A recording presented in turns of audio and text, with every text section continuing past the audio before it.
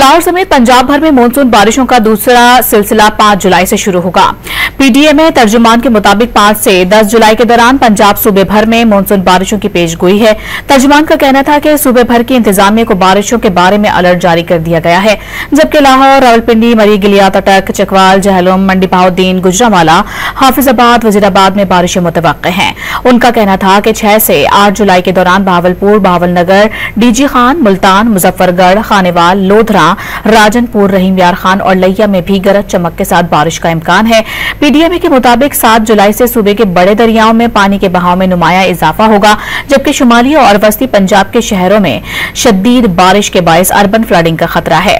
शहरियों से इल्तमास की गई है कि खराब मौसम की सूरत हाल में एहतियाती तदाबीर इख्तियार करें और आंधी और तूफान की सूरत हाल में महफूज मकामात पर रहें और गैर जरूरी सफर से गुरेज करें।